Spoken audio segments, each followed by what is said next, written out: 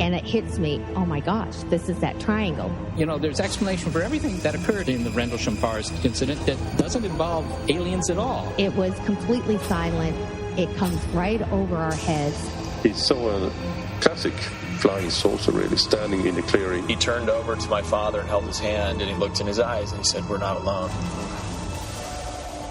Hello and welcome to the show. I'm Martin Willis, your host, and we're coming at you live like every Wednesday at 9 p.m. Eastern Standard Time on the Dark Matter Radio Network.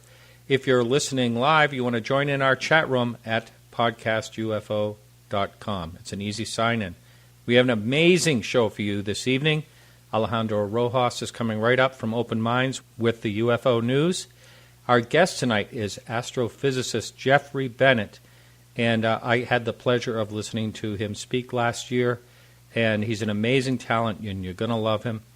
And I guess we're ready to roll right into the news right now. How you doing, Alejandro? I am doing great, and I love Jeffrey Bennett, so that's going to be a lot of fun. And pin him down on his beliefs on UFOs. They're really interesting. Oh, I plan to. Yeah, you're going to do it. So what's going on? All right, there's a lot going on, some really cool news, and I think one of the best pieces of news just came out yesterday. It is a Huffington Post blog by Leslie Kane, where she's writing a report about a meeting that happened July 31st in Chile, where the Chilean government reviewed whether or not UFOs pose a threat to their military air operations. They have an organization that officially investigates UFOs called the Committee for the Studies of Anomalous Aerial Phenomena, called CEPA-A. It's a part of their Ministerial Department of Civil Aeronautics, which is equivalent to our FAA, but they also work closely with the Chilean Air Force. So the CEPA-A brought these guys together, some officials with the GGAC, some scientists, psychologists, and some military personnel, a lot of people, and they sat down to talk about this topic. They posted a video that you can see too, where you could see they're dead serious. And Leslie Kane talks about how strange it is, to be in a place where they take UFOs so seriously. In fact, she says everybody who came to the meeting already had established that UFOs are a real phenomena worthy of study. So that's already a foregone conclusion before they even get to the meeting. They reviewed cases and talked about the state of things. They thought that UFOs deserve more study because they do feel that there's an intelligence behind them. They want to know what the motives of this intelligence is. But they determined that so far, that from what they've been able to see through their UFO reports, is that there is no malicious intent, that UFOs do not pose a threat. The only threat is possible distraction by pilots by looking at UFOs. So they figured, maybe some more education of pilots on UFOs will kind of limit that surprise factor when they do see something. So terribly, terribly interesting story. Yeah, that's great. I wonder, this is a little bit like back in 1969 when Project Blue Book determined that UFOs were not a threat to the national security. And but they also said that they were no longer interested. And the difference is with Chile, obviously, is that they are still interested. Yeah, they are still interested. They would disagree as far as the conclusion that, like the Condon report came up with, that there was no scientific value in looking at UFOs. They feel that there is, and of course many do. And also, in 1969, a lot of people coming to the table didn't believe in UFOs, but what a lot of people don't know is that there were a lot of military people who did, who even believed they were extraterrestrial in nature. But, all of these people are coming to the table that this is a real phenomena that is really an unknown intelligence. Yeah, it's always interesting to actually see when countries take things seriously, and it's a real good example. I hope that someone in the United States government that has some type of involvement with what's going on is paying attention a little bit. Yeah, exactly, and I think that's what's really important with meetings like this and really getting down to the details of how they happen, because it's a demonstration of how they could happen here should some governmental agency decide to take on the topic. Yeah, when pigs fly, as they say. Yeah, well, I don't know. I mean, I know Leslie's hopeful, and that's her intent. But like you say, it's a long shot. Yeah, right. Okay, so what else is going on this week? Well, hopefully some of these really cool sightings out there will help prompt one of these governmental agencies, because there have been some really cool sightings. Incidentally, all of these are in other countries. For example, there was a picture taken over Edinburgh Castle. There's a picture taken in Australia. But the one I want to talk in more particular about is a picture taken in Canada, and that was taken on August 10th, so just recently, just a few days ago. And this was a MUFON report written up by Roger Marsh. You know, we've been posting those on our website. And this person says they saw a large V-shaped object similar to the Phoenix Lights. And they took a picture. And in the picture, it is difficult to see, and they do try to enhance the picture on one portion. But you do see these three bluish lights and a V-shaped formation. And, you know, MUFON's taking this case pretty seriously, and it does look very interesting. So it's a really cool sighting. So I implore people to go check out some of these recent sightings. Most of the time, I get accused of being a debunker because they turn out to be, you know, satellites or LEDs or something like that. But these ones are truly mysterious that we've got up here this week. So it's been a great week for sightings. That's great. Did they happen to say what they felt the size of this thing was? They said they felt it was large, and I think that's about it. There wasn't a whole lot of witness testimony in this case, but of course, what MUFON will do is go do a follow-up investigation, and Roger is really good in a couple months following up, and when that case is closed, we'll be sure to do an update for people. Yeah, great. So we got one more story, right? Yeah, one more story, and I added this. I could have talked about another sighting, but I think this is important. I wanted to talk to you about kind of this topic, and it is celebrity opinion, which I think is very important, because I feel we really people take their social cues from celebrities. Mm-hmm. I mean, really, adulthood is not much different than high school, where everybody's trying to be like the cool kid. Yeah. And plus, I know that you're a sucker for a pretty face, and I don't know that there's many prettier faces out there. And this is Megan Fox. So she was doing an interview with MTV about the Teenage Mutant Ninja Turtles movie, which came out on Friday, and I guess it did great at the box office this weekend. But MTV's Josh Horowitz pointed out that her character, like I guess April O'Neil, which is her character in the movie, that Megan Fox also believes in the paranormal. And she right off the bat rolls her eyes and is like, oh, here we go. And she even gets kind of snotty with him, and she's like, okay, so you're talking about Bigfoot. And I don't think that it's too strange that there could be this big animal out there that we haven't found yet, because it's intelligent enough not to be found. So he kind of laughs and he says, well, what about UFOs? Do you believe in those? And she says, yes, she believes in them 1,000%. And she's like, how can someone not believe? And I think she makes another great point, which is, if they are a more advanced species, why would we be able to find them if they don't want to be found? And what's interesting is Megan Fox, who people think is just, you know, some starlet airbrain. Actually, you're going to hear Jeffrey Bennett say something very similar to what she just said there. In fact, maybe she's familiar with Bennett's work, because I agree with that point so much. But otherwise, then he asked her about ghosts, and she said, yeah, I believe in all of that stuff, and she went on to talk about a ghost story. But I think that's a great point that she made, a couple of great points, and I think it's important that she had some valid and intelligent points, and I think people will feel more open, you know, to talk about stuff when celebrities do. Absolutely. You know, you think of Dan Aykroyd, he's another one. He's that really, you've actually talked to him. I saw you in a picture with him before, so I would love to get him on the show, and Megan Fox will be on the show next week. All right, awesome. I'm kidding. Well, that would be great, and you'll definitely have to do a video interview if that's the case. Yes. Well, if I do a video interview, I will need help with the lighting. So I'll let you know. Oh, excellent. Yeah. I am there in a heartbeat. You were talking earlier about threat by distraction, right? All right. Hey, thanks a lot, Alejandro. All right. Thank you so much. I'll be talking to you next week. Yep. Visit openminds.tv to see all these stories. Adios. And by the way, these links will be in our show notes for today's story. And coming right up, right after the quick music break, is Jeffrey Bennett.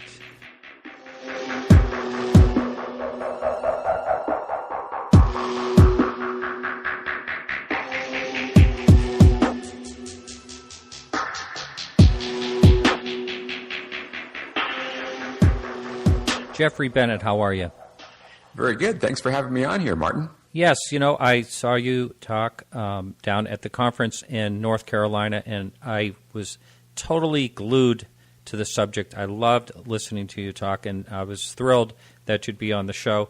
I want to start off, we can go into your background a little bit, but first of all, I told you that I was going to ask you about the Big Bang Theory, because we're going to talk about UFOs and all kinds of things, but the Big Bang Theory I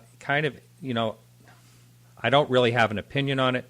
I'm not a scientist like you, but I know that it goes against the laws of, say, thermodynamics. There's some redshift stuff going on out there that doesn't make any sense. We have to invent dark energy, all this to make the Big Bang Theory work, and then somehow the Large Hadron Collider comes into being able to prove something. I want to talk about what your thoughts are on the Big Bang Theory in general. You bet. And as it turns out, I've just written a book that came out a couple of months ago that covers all of these topics. It's called What is Relativity? So it's all about Einstein's special and general theories of relativity.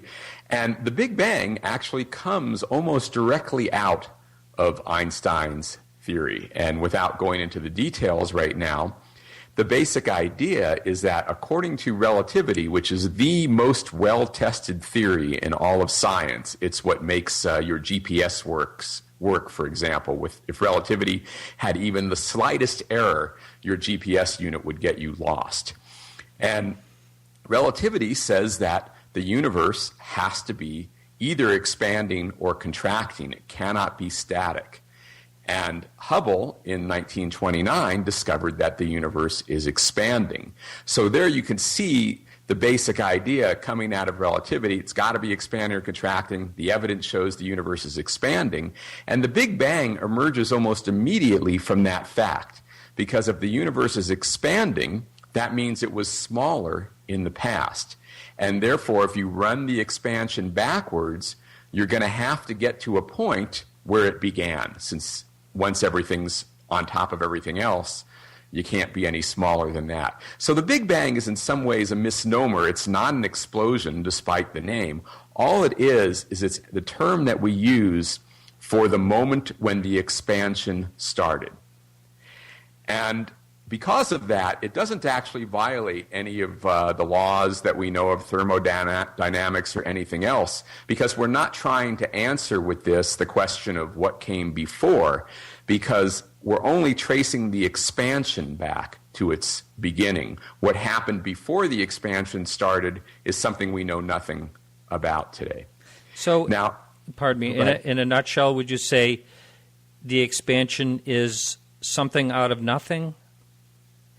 That we don't really know yet. But what I'll point out to you is that the reason that scientists like the idea of the Big Bang today, and I'll put it in the terms that I'll use for UFOs also. In science, we try not to ever say we believe in something. We only talk about where the evidence points. And there's 3 lines of evidence that all point very strongly to the idea that there was a beginning to the expansion and a beginning to the universe. The first one is, as you use telescopes like the Hubble Space Telescope or any other telescope, and you look out into the universe, the farther away you look, the further back in time you're looking, because that light took a long time to reach you. So, for example, we say the universe is about 14 billion years old today. So if you look at a galaxy 7 billion light years away, you're seeing it as it was 7 billion years ago when the universe was only half its current age. So if the Big Bang really happened, then that means galaxies very far away, we should be seeing them as they were when they were younger than the galaxies that we see nearby. And when we study these galaxies in detail, it's very clear that they are indeed younger than the ones nearby. So that agrees with the idea that the universe had a beginning. The second line of evidence is that when you run the expansion backwards, you're compressing everything in the universe. And as you know, like from a bicycle pump, when you compress a piston, it makes things hotter. So when you run the expansion backwards to see what things were like in the early universe, you come to the conclusion that the very early universe had to be extremely hot, and hot things radiate. And back in the 1940s originally, and then with more detail over the 50s and 60s, people realized that if the Big Bang really happened, there should be this radiation filling the universe. And it was discovered in the 1960s. It's been measured very, very carefully by satellites like COBE and WMAP and Planck most recently. And every measured characteristic of this cosmic background radiation matches exactly what you would predict if there really was a Big Bang. Mm-hmm. And then the third line of evidence is that once you understand that temperature of the early universe, you can calculate the rate at which fusion would have made hydrogen, which is just protons, into other elements. And what you find is that the conditions were only right for hydrogen to fuse into helium, not into anything else. And the calculations show in a very simple way that you expect 25% of the hydrogen to have turned into helium, so that the universe should be 75% hydrogen and 25% helium by mass. And when you measure the composition of the universe in every direction you look, in every galaxy that we see, that's exactly what it is. So we have three lines of evidence that all say, yes, the universe really did have a beginning 14 billion years ago. Now, would you consider that there's any evidence against it? And well, I'm going to ask a two-part question. That and how would you explain dark matter or dark very energy? Good question. So there is no evidence against the Big Bang that we are aware of. However, there are mysteries that this simple idea of an expanding universe doesn't yet explain. The first mystery is what is dark matter, and the second big mystery is what is dark energy.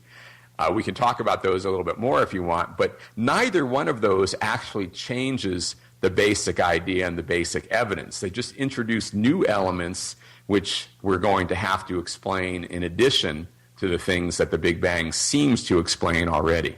Okay. Well, we don't have to dwell on that exactly. It's fun, though. But one of the things that I'd like for you to talk about is, and I heard you talk about this in North Carolina, is why there has to be life out there. Can you just kind of go into that a little bit? And by the way, anyone listening live, you can jump right over to podcastufo.com and join right in our chat room. Well, the reason I say that there has to be life out there, there's a couple of different reasons. I can go through some of the science, and I'll do that in a moment. But on a more fundamental level, one of the things that's happened in the history of science is a long, long time ago, we thought we were really special, that we lived on a world that was the center of the universe, which therefore meant we were also the center of the universe. And throughout history, we've been learning every time that that's not quite right. First, we learned that Earth is a planet going around the sun, not the center of the universe. Then we learned that the sun is not the center of the galaxy, just one of 100 billion stars in the galaxy. Then we learned that our galaxy is not the whole universe, that there's 100 billion other galaxies in the universe. So we've, through history, kept learning that there's nothing particularly special about us. And given the vast number of other worlds that are out there, to me, it just would seem almost impossible to believe that this could be the only place where life is. You might remember from Carl Sagan's novel and movie Contact, where they said, what a waste of space that would be if we were the only life. So I think right off the bat, it's going to seem to almost anyone who looks at the size of the universe that there's got to be other life. But now we can investigate it in more detail scientifically. We can look at the question of, are there really other planets that are capable of having conditions like Earth on which they could have life? And in the last couple of years, thanks to the Kepler mission, we have discovered dozens of such planets, and the statistics show that there must be at least 40 billion or more such planets in our galaxy alone. And then you can say, well, if you have the conditions for life, will you get life? And that requires understanding the origin of life on Earth. And while we don't know exactly how life on Earth started, and perhaps we never will. What we do know from laboratory experiments today is that it seems like it wasn't that difficult. The molecules that make life form easily under the natural conditions that existed on the early Earth. So you put all those ideas together, and you're going to just be led to the conclusion that you expect life to be common throughout the universe. Now, one of the things that, a lot of people that are skeptical of the subject that, or I should say the question of, are we being visited, or is it possible that we're being visited? Now, I know that you made a scale model of the solar system, and can you talk a little bit about that? Because the distance between your scale model and where the first star would be is quite amazing. Can you just talk about that? Sure. So we've built my colleague Jeff Goldstein and I are behind a project where we put the Voyage scale model solar system on the National Mall in Washington, D.C., and we have a half a dozen other communities that have replicas of the model, and we're actually looking for many more, so hopefully people out there will be thinking about that. But what we do is we build the solar system on a scale of 1 to 10 billion. So we're shrinking everything down 10 billion times, and on that scale, the sun becomes about the size of a large grapefruit, and Earth becomes smaller than the ballpoint in a pen. And Earth on that scale is located about 15 meters from the sun, 16 and a half yards. So you can kind of picture that. Picture a big grapefruit with 16 yards away, a tiny little ballpoint located, and that's going around it in a circle once a year. And that's kind of what our orbit around the sun looks like. Now, if you keep walking through the solar system, of course, between Earth and the sun, you'll find Mercury and Venus. Once you walk past the Earth, you'll encounter Mars, Jupiter, Saturn, Uranus, and Neptune. And we actually have Pluto in the model, so we'll continue on to Pluto. And you'll have walked a total of about a third of a mile from the sun to Pluto on this scale. Now, remember, Pluto, we have not yet sent a spacecraft past, but we have one on the way. It will go past next July, the New Horizons mission. It's the fastest thing humans have ever built. It's traveling 50,000 kilometers per hour. And that journey from Earth to Pluto is still a 9-year journey. But in this model, it's only a third of a mile. It's a few minutes to walk. Where's the next star? On this same scale, the next star is 2,500 miles away, the distance across the United States. So in order for aliens to be visiting us from other stars, and they're not coming from our own solar system, we've photographed every major world in the solar system in enough detail now that if there were any cities or anything, we'd have seen them by now. So any visiting aliens have to be coming from other star systems. And that means they're traveling on this scale, the equivalent of across the United States, when it takes us 9 years to send a spaceship a third of a mile, and the farthest a human being has ever gone from Earth to the moon on this scale is barely over an inch. So the furthest a human being is that what you're just saying on this scale? Yes, on this scale. And then the furthest, the nearest star, and you'd consider that there's a lot more stars out there. And for the nearest star to actually harbor life would be, another statistic that would be hard to figure out. Well, and if someone has the technology to be doing that, they'd presumably be traveling to lots of different star systems, so they'd be getting around, right? So the point is, from my perspective, it's certainly possible. In fact, I would say likely that intelligent aliens have already built spaceships capable of doing just what we described. But we have to recognize that means the level of the technology they have is so far beyond us that, you couldn't even contrast us with the Neanderthals on that. You'd have to contrast us with, like, ants in order to see the relative level of technology. Right. This is the one thing I really like about you, is that you're open-minded enough to look at the subject this way. Because a lot of scientists that I've spoke to in the past are just saying, no, it defies the laws of physics, or it doesn't defy the law of physics, but the ages of the beings and, would have to be astronomical, and as well as energy. There couldn't be enough energy to propel. But you have an open enough mind to realize that they may know something about physics that we don't, and their intelligence level may be so superior that they have this thing figured out. Right. I have this debate with my colleagues fairly often about energy limitations and all those other kinds of things. And, my main point is there's probably a lot that we have not yet discovered that presumably they have. So it seems perfectly reasonable to me that there could be all sorts of solutions that they've come up with that we would not be aware even exist.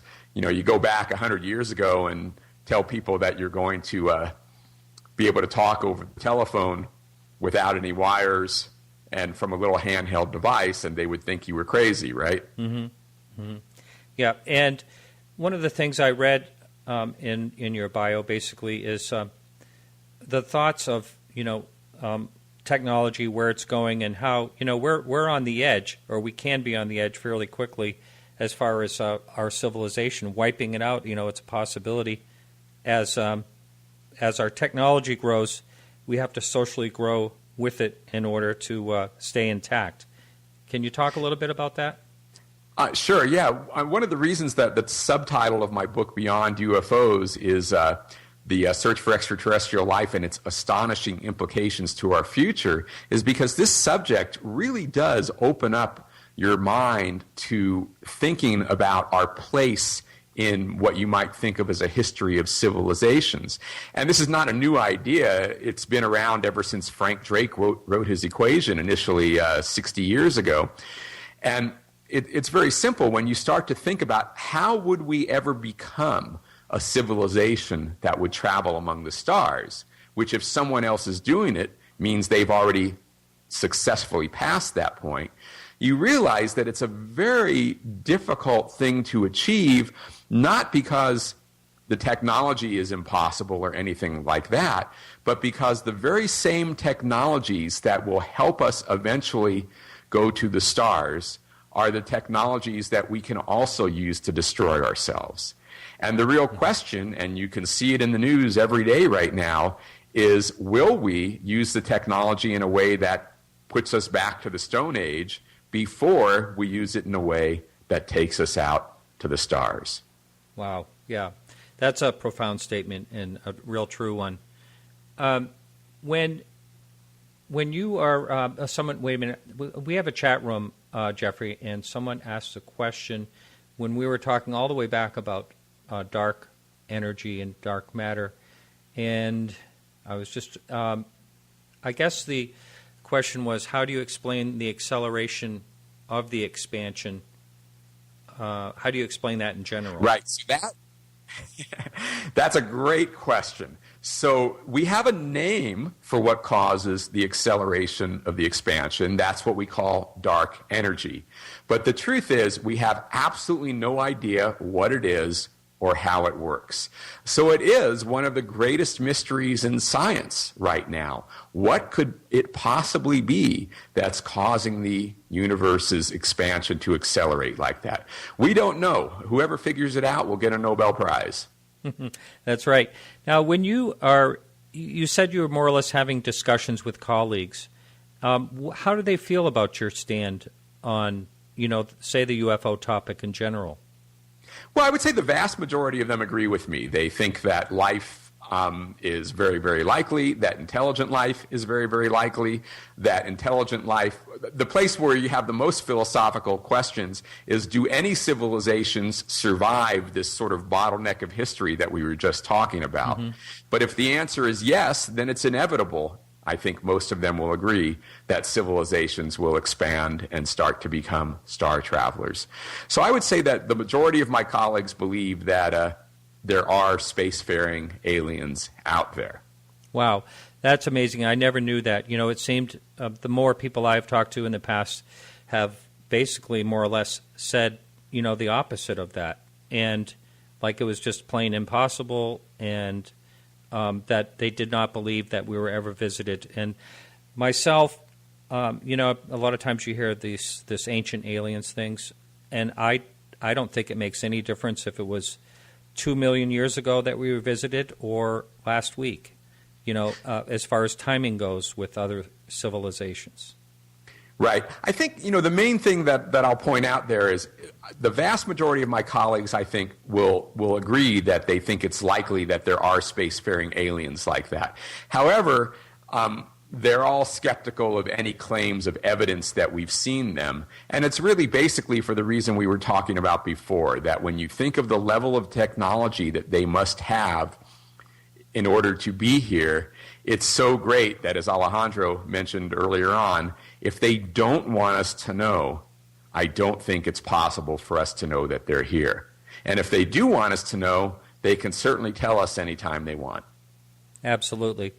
And, you can only speculate why they haven't, presented themselves.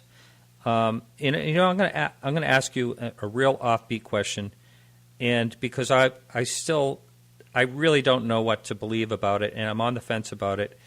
Abductions. Again, I would say, given the level of technology that they have, if they want to wipe your memory after they've abducted you, they can. So it just doesn't make any sense to me for people when people claim the abductions. I understand that they believe what happened to them, but I think it's a belief that's been placed in their mind through their own doing. And, that's just my perspective on it, because it doesn't make sense to me that they would abduct people in a way that would let them remember it when they got back home. In addition, when you hear the stories about the kind of technology being used on these people, it sounds kind of like our technology, not like technology of someone who makes us look like ants in comparison. Yeah, well, I have to stay neutral on the subject but I thank you for that. Someone wants to know if you can comment, I mentioned it earlier, on the recent discoveries to the Hadron Collider. Well, the big discovery from the Large Hadron Collider of the last couple of years was the Higgs boson. And that's a very, very important discovery because it is a particle that was predicted by what physicists call the Standard Model. And it was the one really missing link in that model that hadn't been discovered. So finding it shows that model is truly on the right track, and also because there's variations on parameters for the model, knowing what the mass and characteristics of the Higgs boson are, allow people to be more clear about which version of the model is the correct one. What it doesn't do is tell us where to go next. And that's really the big open debate in physics, is how do we unify all these there's really two big theories in physics. One is quantum mechanics, which is explained by the Standard Model, and the other is Einstein's theory of relativity. And quantum mechanics works beautifully for very small things, and relativity works beautifully for very large things like the universe.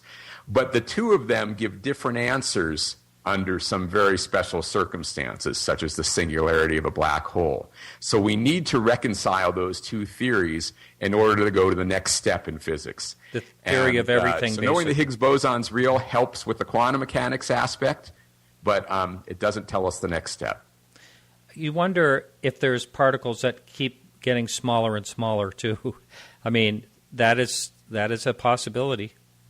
Yeah, although according to the current models, it's not so much a matter of size, because these particles are thought to be actually point particles already, but they're subject to the uncertainty principle where you can't pin down a precise location. The bigger question is, do we have the whole picture?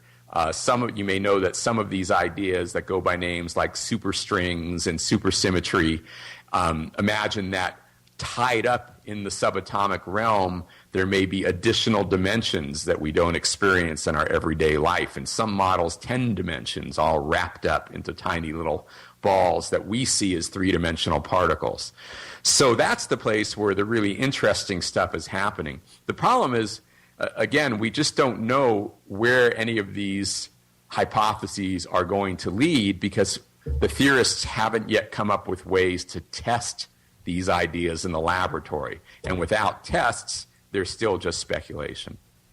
We have a person in the chat room that's actually a scientist as well, and he wants to know what you think of the book "How Hippies Saved Physics." If you read it, have you read that? I did not read that one. Have you heard of it? I have not. Oh, okay. Sounds interesting, though. Yeah, it's a less reductionist view of physics. Okay. Whatever, I don't even know what that means. But okay, moving on. How did you? It really fascinates me how someone like you actually became open-minded enough to think about this. And did you have any interest in UFOs when you were growing up, or did that thought cross your mind? Oh, absolutely. In the beginning of my book, Beyond UFOs, in the preface, I tell the story of the little aliens that I thought were visiting me when I was a child. And then, of course, I also point out that one of my big influences was the movie 2001: A Space Odyssey, that came out in 1968. And you can probably see that influence on me in a lot of ways, not just in my interest, but you remember the aliens in 2001 are indeed at that level of technology that makes us, like the ants in comparison. And so that idea stuck with me all those years. Mm-hmm. Mm-hmm. Another question up on the message board. Do you have any theories or opinions on what type of propulsion methods of advanced craft could have? That's a great question. There are technologies that people have imagined that could transport us to the stars, things, such as the using nuclear bombs behind a spacecraft to propel it. There's even an idea for super lasers using the sun's energy to push a solar sail outward, or interstellar ramjets that scoop up hydrogen gas along the way as they go. None of those get you quite fast enough.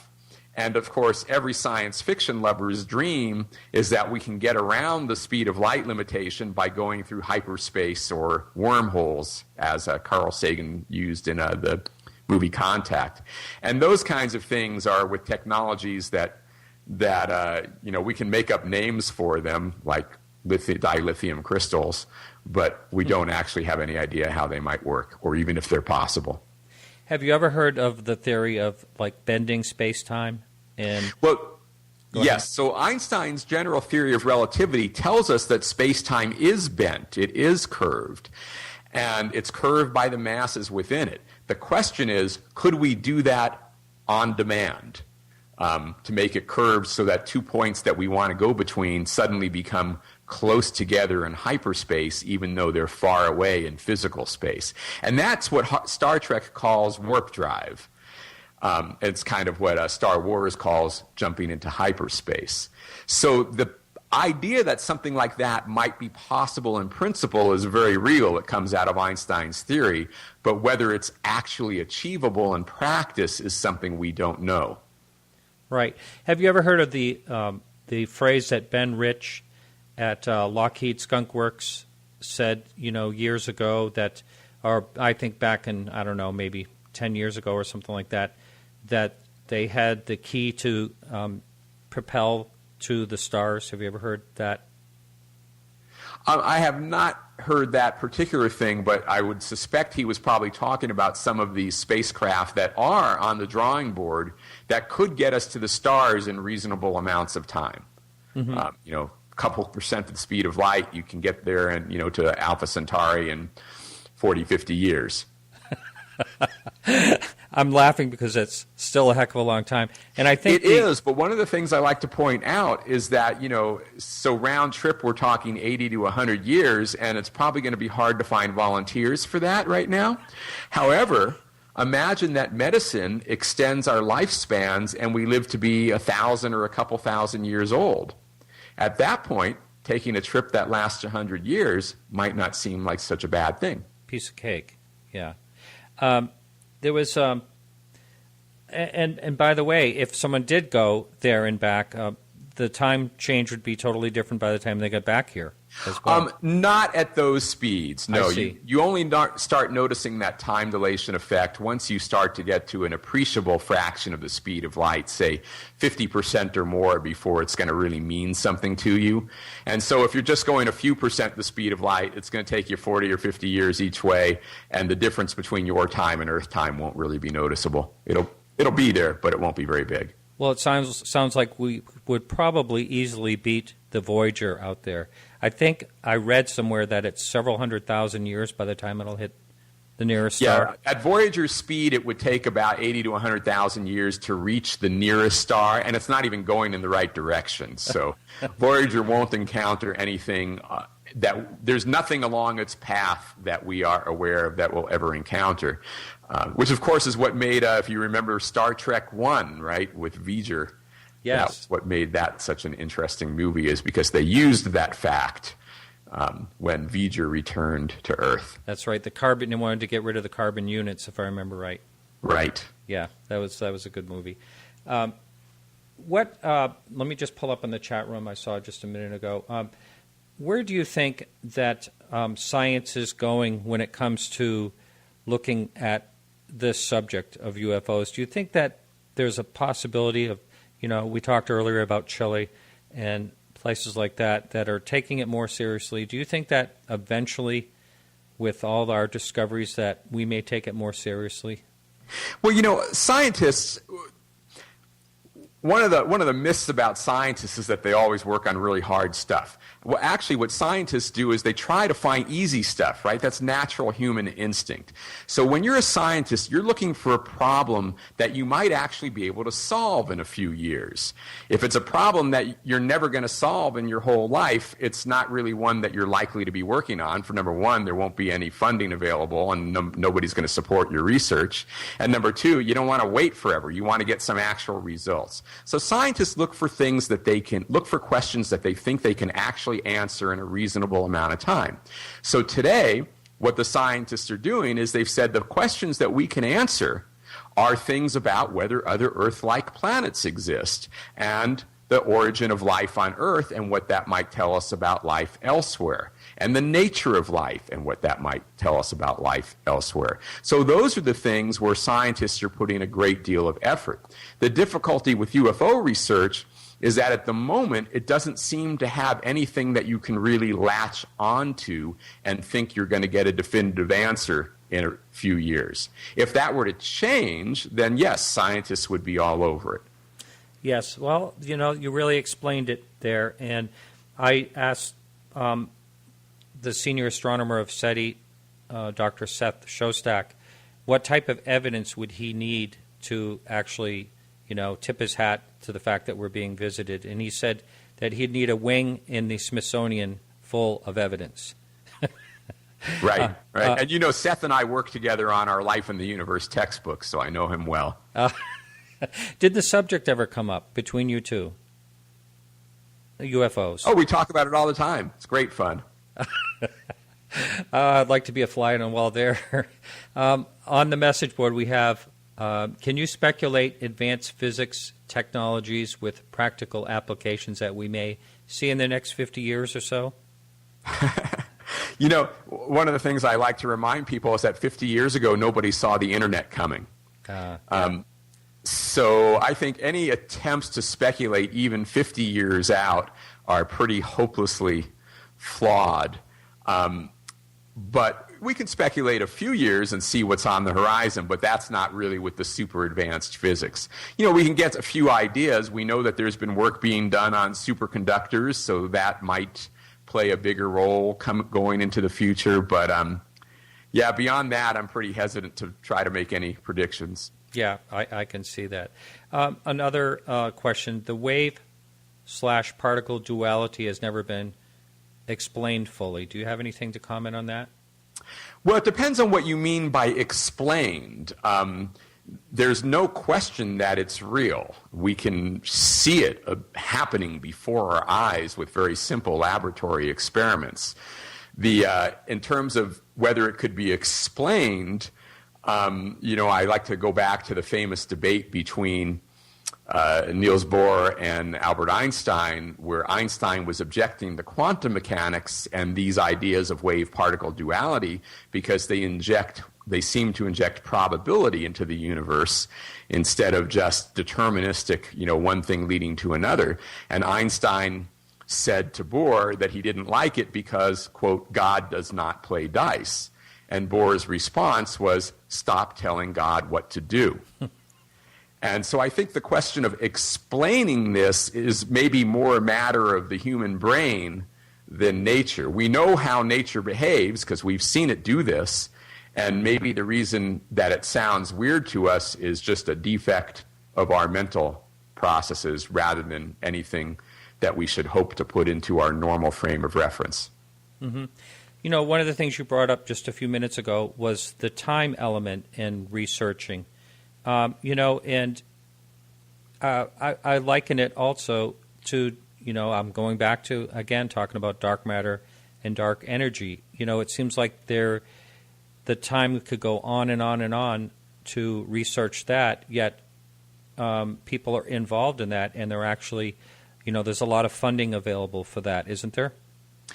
There is now, but dark matter the idea first came up in the 1930s and was very well established by the early 80s, and there was no funding available at those times because no one knew what you could possibly do to investigate it. The difference is that over more recent times, people have figured out ways to investigate it that actually yield results. One of those ways is that now that our telescopes have become more powerful, we can actually use this bending of space that Einstein predicts to map out the distribution of dark matter in the universe. So even though we can't see the dark matter, from the way it affects space and light travel paths, we can map exactly where it's located. So that's the number one thing that funding is going to, is looking at the actual distribution of dark matter. And you get real and rapid results from that work. The second place where a little bit of funding is going is there are now some ideas about how we might actually detect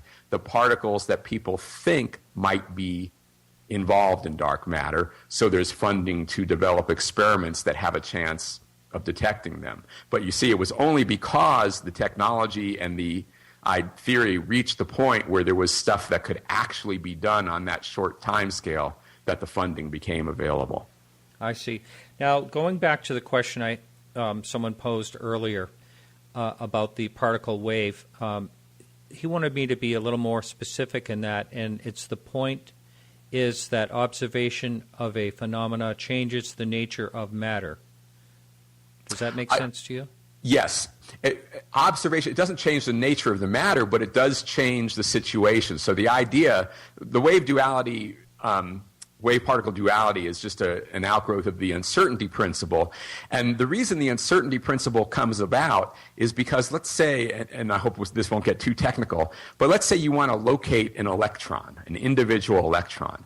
Well, how do you do that in practice? In practice, the only way you can do it is by shining a light on it of some kind, right? So, but the light has energy.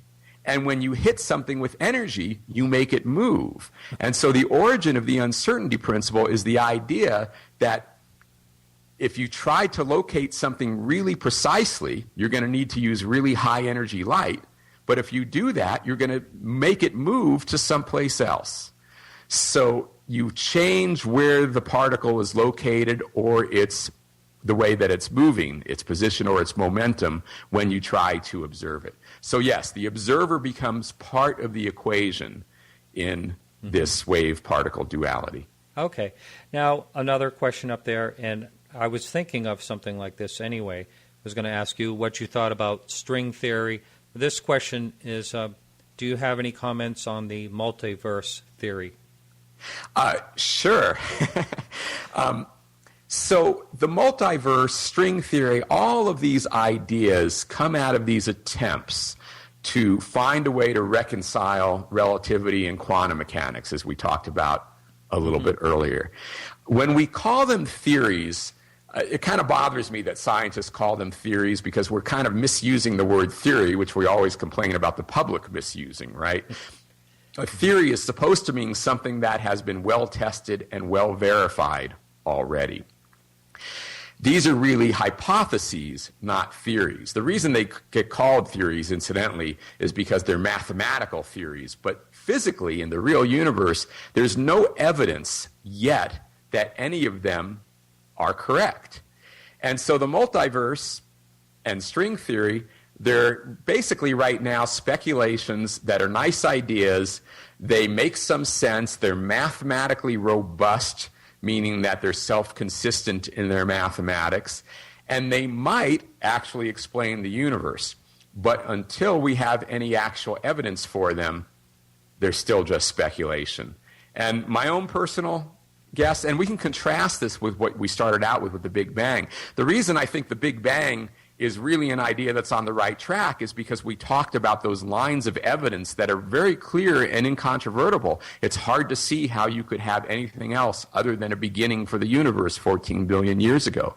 But with string theory and the multiverse, right now there's not really any real reason to think that they are correct, although also there's no real reason to think that they're incorrect.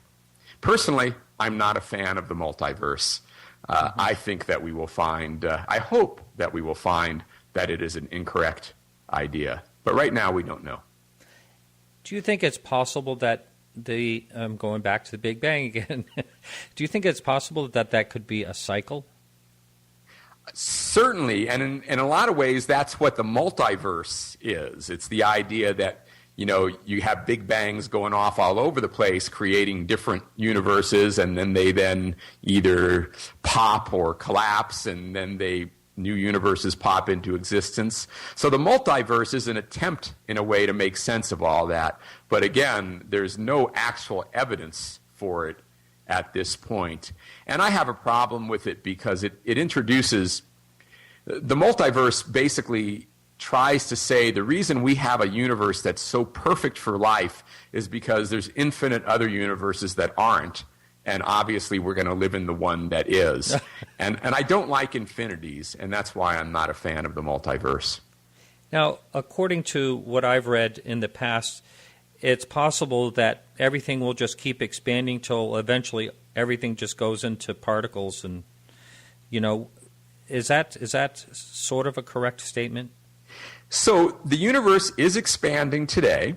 We know that there's not enough mass in the universe to ever halt the expansion gravitationally. And on top of that, we know that the expansion is actually accelerating. So when you think of those things together, it sure sounds like, wow, it's pretty clear that it's going to expand forever. However, I like to remind people that forever is a really long time. And when we infer from current evidence that the universe will keep expanding forever, it makes perfect sense right now, but it will only make sense in the future if we don't discover any surprising new things between now and forever. So given that the acceleration of the universe was a big surprise when it was discovered only 15 or so years ago, I would not bet on a lack of surprises between now and forever. I think there'll be plenty more surprises, and any attempts to claim we know the fate of the universe are futile at this point.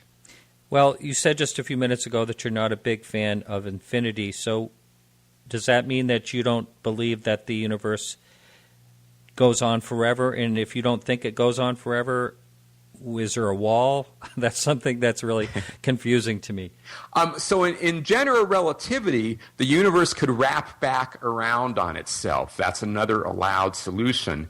And not in a place that we'd ever see. Our observable universe, the portion of the universe that we can see, would be a very tiny part of that whole thing. But that's a perfectly legitimate model for the universe, that it could be finite but really, really big. So yeah, I would probably lean towards that explanation. And as far as, my general viewpoint on this, you have to separate between things that I can talk about with evidence and things that I just wish are true. And one of the things that I wish is true is that there's some greater force in the universe, whether it's the force from Star Wars or God or anything else. It would be nice to feel like there was some unifying cohesion to the universe that made it all make sense and gave it a purpose. I don't have any evidence for that, but I hope it's true. Jeffrey, we got about just about a minute and a half or so. Can you tell the listening audience where they would find your website? And you write children's books as well on kind of on the subject of astronomy and all that. I do. I'll tell you a couple quick things. So you can find all the info on my website, which is jeffreybennett.com, JEFFREYBENNETT.com. And there you'll see all my current books, including I have 5 books that are right now orbiting Earth on the International Space Station, being read out loud by the astronauts in multiple languages. Wow. And that's part of a really cool new program called Storytime from Space.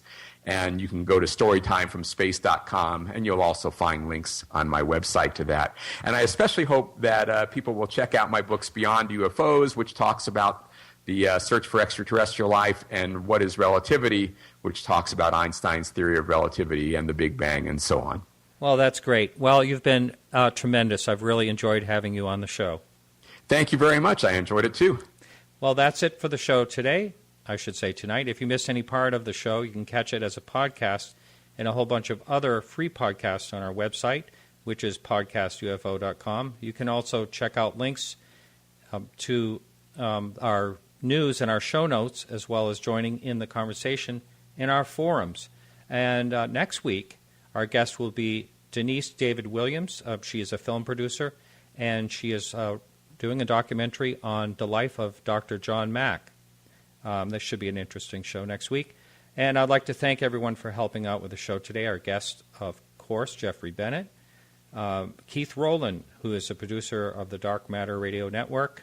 And Andy Fleming will be coming back for one clip a month or so. And Carrie Lloyd Whitehouse for doing our music. Peggy Shunning for managing our Facebook page.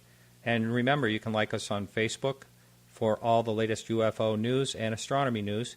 You can check us out live next week, right here on the Dark Matter Radio Network, and every Wednesday at 8 p.m. Eastern Standard Time. And don't forget to sign in our chat room next week at podcastufo.com. This is Martin Willis reminding you to keep your eyes to the sky and your curiosity high. We'll see you next week.